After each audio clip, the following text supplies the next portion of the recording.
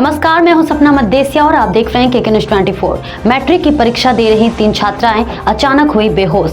खबर बिहार रोहतास जिले के सासाराम की है, जहां पर 3 परीक्षा केंद्रों पर मैट्रिक की परीक्षा दे रही 3 छात्राएं अचानक बेहोश हो गईं। छात्राओं को सासाराम के सदर अस्पताल इलाज के लिए लाया गया, जहां पर चिकित्सक ने तीनों की स्थिति सामान्य बताई है। अस्पताल आने के बाद लड़कियों को होश आ गया और सभी को उसके घर भेज दिया गया। देखिए बिहार से विजय कुमार शर्मा की ये रिपोर्ट। अभी आप सीमा कुमारी और श्वेता कुमारी, एक सलोनी कुमारी, 3 बच्ची जो है वो आई है सेंटर से, है ना, और डिसोरिएंट हो गई है। उसमें कोई घबराने की बात नहीं है।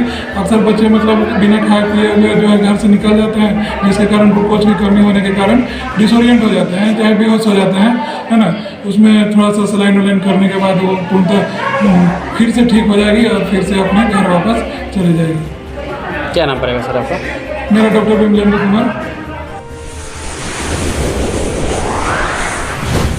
आपको ले चले पुनः बिहार के रोहतास की ओर, जहां पर कर्नल सह अधिवक्ता ने बिहार पुलिस की कार्यशैली पर उठाए सवाल। कहा, पैसों के लिए कुछ भी करती है पुलिस। बता दें कि रोहतास जिले के कोचस में कर्नल सह सुप्रीम कोर्ट अधिवक्ता संजय सितांशु ने बिहार पुलिस की कार्यशैली पर सवाल उठाते हुए कहा है कि पुलिस को जो काम है उसको छोड़कर वह हर काम कर रही है। उन्होंने कहा कि आप किसी भी चौक चौराहे पर जाइए, पुलिस आपको वसूली करते हुए दिख जाएंगी। क्या पुलिस को इसी के लिए सरकार के द्वारा बहाल किया गया है? उन्होंने कहा कि अब तो पुलिस वैसे काम कर रही है जो पहले के जमाने में क्रिमिनल किया करते थे। अब पुलिस काम करने के लिए ठेका ले रही है। दरअसल यह गुस्सा उन्होंने कोचस प्रखंड क्षेत्र के नरवर में हुए पैक्स चुनाव के मतगणना के बाद निकले जुलूस के दौरान 2 पक्षों में हुई झड़प के बाद दिनारा पुलिस पर निकाला है। देखिए बिहार से विजय कुमार शर्मा की ये रिपोर्ट। के द्वारा पुलिस के विरोध में डीजीपी को संदेश भेजा गया है, क्या मामला क्या है? हम लोग पुलिस के विरोध में नहीं हैं, पर पुलिस की जो कार्यप्रणाली है उससे हमें ऐतराज है। पुलिस को जो काम करना चाहिए उसको छोड़कर पुलिस हर काम कर रही है। आप किसी भी गली मोहल्ले में चली जाएं, हाईवे पे चले जाएं, पुलिस वसूली करते दिख जाएगी आपको। यही काम है पुलिस का। इसी के लिए पुलिस को सरकार ने बहाल किया है। इससे मुझे आपत्ति है। और इसके अलावा अब तो पुलिस वैसे काम कर रही है जो कि पिछले ज़माने में क्रिमिनल किया करते थे। पुलिस वसूली तो जो कर रही है वो कर ही रही है। अब पुलिस है वो इलीगल काम करने के लिए ठेका ले रही है। पुलिस चुनाव जिताने का ठेका ले रही है। और जो रिसेंटली दिनारा में हुआ है वो तो बहुत ही शॉकिंग है।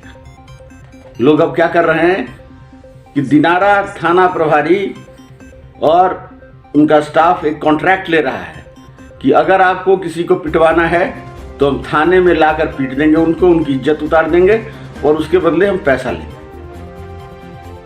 अब हर एक चीज़ का रेट बना दिया है। थप्पड़ के रेट अलग हैं, डंडे से मारने के रेट अलग हैं, और वो ले जाते हैं, पकड़ते हैं, पीटते हैं और छोड़ देते हैं। गरीब आदमी कुछ उसका कर नहीं पाता है और न ही कोई विरोध कर पाता है।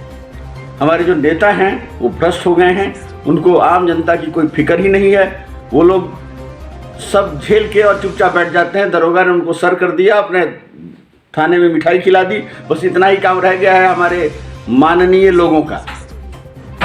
कोई यह नहीं सोचता है कि आम जनता जिसने उसको वोट देकर जिताया है उसकी क्या स्थिति है।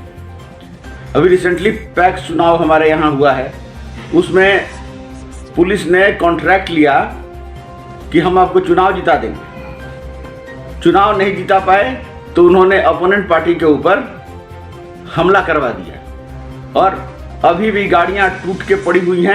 पुलिस को उसकी फिक्र नहीं है। जो जिसकी गाड़ी तोड़ी गई उन्हीं ड्राइवरों को पकड़कर पुलिस ले गई और सामने वाली पार्टी ने उसको 30,000 रुपये दिए। ये उन्हीं का वर्षन है। 30,000 रुपये दिए और उसके बाद उन्होंने बताया कि इनको 10-10 डंडा और मार के इनका गाल लाल कर दो। यही पुलिस ने किया है। और मेरे बार बार फ़ोन करने के बावजूद, मेरी रिकॉर्डिंग भी आप निकलवा सकते हैं। मैंने एसएचओ को फ़ोन किया है, मैंने डीएसपी को फ़ोन किया है, थक हार कर डीजीपी को भी किया है। और ये कहते हैं जो थाना प्रभारी दिनारा हैं कि मैं आरसीपी सिंह का रिश्तेदार हूँ, मैं श्रवण कुमार मंत्री का रिश्तेदार हूँ, मेरा कुछ नहीं हो सकता है। और मैं सेना से कर्नल हूँ, मुझे कह रहे हैं कि मैं आपको 15 दिन की छुट्टी लूँगा और आपको ले चलूँगा चाय पिलाने के लिए नालंदा। मतलब नीतीश कुमार के राज में एक विशेष जाति की ये स्थिति हो गई है कि वह किसी का कुछ भी कर सकते हैं, पर वो दिन दूर नहीं जब जनता आक्रोशित होगी और सड़क पे आ जाएगी। उस स्थिति में क्या कर लेंगे? ईवीएम से जो चुनाव जीत लेंगे। लीबिया में हुआ है, रशिया में हुआ है, किसने, कौन सा हिटलर जिंदा रहा है आज के देश में? तो ऐसी परिस्थितियों में मामला बहुत संगीन है और इस पे तुरंत प्रशासन को, शासन को, ईमानदार लोगों को कदम उठाने की जरूरत है। क्या नाम है आपका? मैं कर्नल संजय सितांशु, अधिवक्ता सुप्रीम कोर्ट। अब रुख करते हैं बिहार के बेतिया की ओर, जहां पर राजस्व शिविर का आयोजन कर जिले के भूमिहीन रैयतों के बीच इमरा, लबेदहा एवं डुमरी पंचायत के 141 भूमिहीन रैयतों को सौंपा गया बंदोबस्ती पर्चा। वहीं जिलाधिकारी ने कहा कि समाज के अंतिम व्यक्ति को विकास की मुख्य धारा से जोड़ने के लिए प्रशासन कृत संकल्पित है। बता दें कि पश्चिमी चंपारण जिले के सभी प्रखंड परिसरों में राजस्व शिविर का आयोजन किया गया। जिलाधिकारी पश्चिमी चंपारण बेतिया द्वारा जिले के अंतिम छोर पर स्थित पिपरासी प्रखंड परिसर में सिमरा, लबेदहा एवं डुमरी पंचायतों के भूमिहीन रैयतों के बीच कुल 141 बंदोबस्ती पर्चा का वितरण किया गया। इस अवसर पर अपर समाहर्ता पश्चिमी चंपारण, निदेशक डीआरडी, अनुमंडल पदाधिकारी बगहा, भूमि सुधार उप समाहर्ता बगहा, बीडीओ, सीओ सहित अन्य अधिकारी उपस्थित रहे।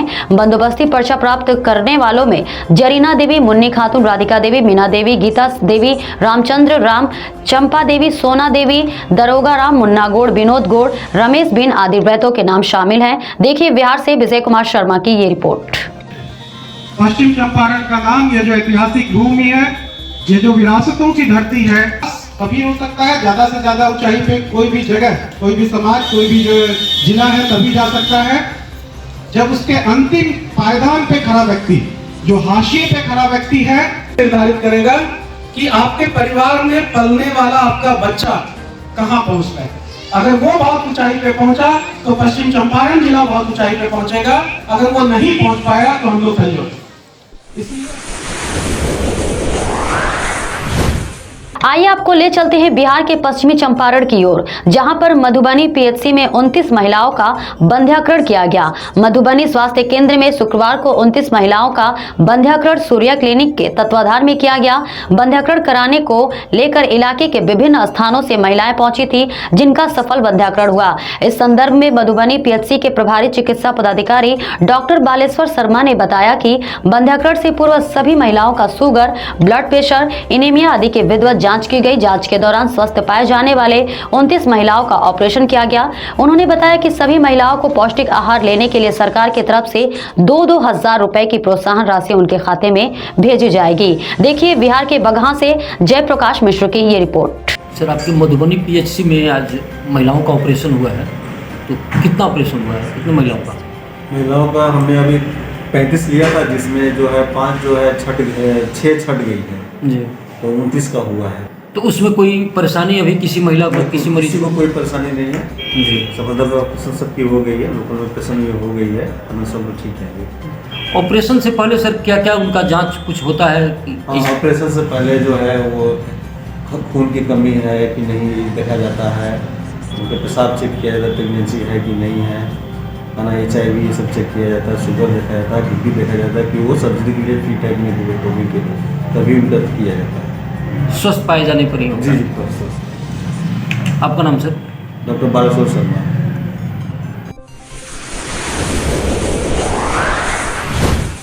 अब रुख करते हैं बिहार के पश्चिमी चंपारण की धनहा की ओर, जहां पर धनहा रतवल मुख्य मार्ग में एक ट्रक अनियंत्रित होकर करीब 10 फीट गड्ढे में जाके गिरा।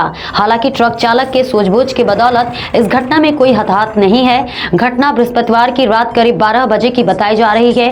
ट्रक चालक मोहम्मद रब्बानी ने बताया कि बृहस्पतिवार को रक्सौल से ट्रक लेकर उत्तर प्रदेश के तुलसीपुर जा रहा था। इसी दौरान चौतरवा से रतवल के बीच मलंग बाबा कुटी मोड़ के पास फिसलन के चलते मोड़ पर ट्रक अनियंत्रित हो गया और गड्ढे में जा गिरा।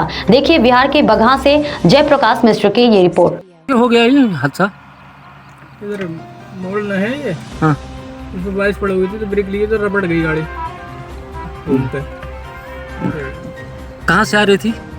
रक्सौल। कहाँ जाना था? इधर जाना था तुलसीपुर। ये कब की घटना है? रात लगभग 12:15 बजे की। आपका नाम? नाम रब्बानी, कहाँ घर हुआ? मुरादाबाद। किसी प्रकार की हताहत कोई? नहीं कोई क्या है इसमें? खाली है गाड़ी।